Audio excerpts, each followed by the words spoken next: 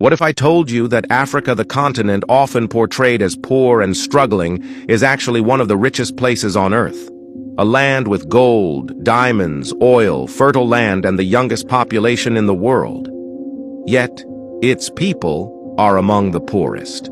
How can a place so rich remain so poor? Stick around because the truth behind this paradox will shock you, and maybe even change the way you see the world. Before we dig deeper, please hit that like button if you believe Africa deserves better, and subscribe for more videos uncovering the real stories behind the continent the world often misunderstands. Now let's uncover the truth. To understand why Africa is rich yet poor, we have to go far back. Centuries ago, Africa was thriving. Empires like Mali, Benin, and Great Zimbabwe traded gold, ivory, and salt across continents. Cities like Timbuktu were centers of education and innovation. Africa wasn't just rich in minerals, it was rich in culture, science, and systems that worked. Then came colonization, and everything changed. European powers didn't come to help. They came to extract. Gold, diamonds, ivory, oil, rubber, everything valuable was taken. And in exchange, Africa was left with borders drawn by outsiders and systems built to serve foreign interests. By the time independence came in the mid-1900s, Africa's wealth was already being controlled from outside its shores. Even today, many African countries export raw materials like oil, cocoa, and minerals, but import finished products made from those same materials. For example, Africa grows over 70% of the world's cocoa, but earns less than 5% of the global chocolate market.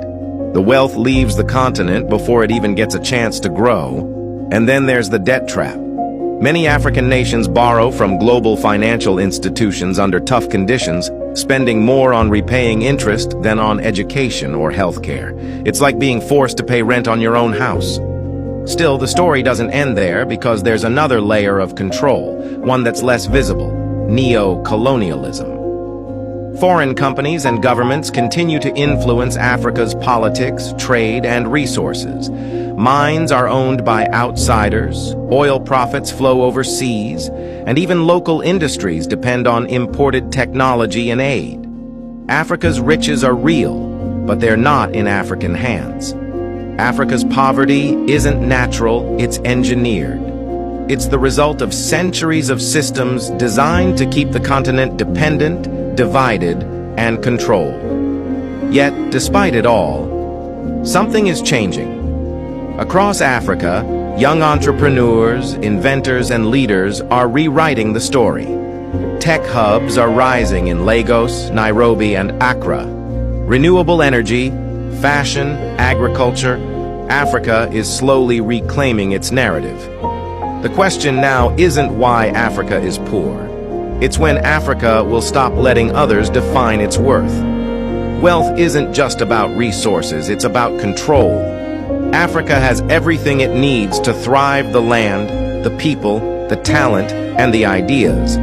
But until it builds industries that keep value within the continent, true wealth will always slip away.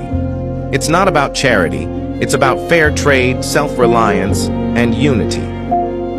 When Africans start owning their production, shaping their policies, and believing in their own potential, the world will have no choice but to respect that power. So now I'll ask you, do you think Africa's poverty is caused more by corruption within or by exploitation from outside? Drop your thoughts in the comments. I want to hear your perspective. And if you believe Africa's real story deserves to be told, like, share, and subscribe, because every time we talk about it, we take one step closer to rewriting the narrative. Africa isn't poor. It's just waiting for its people to take back what's theirs.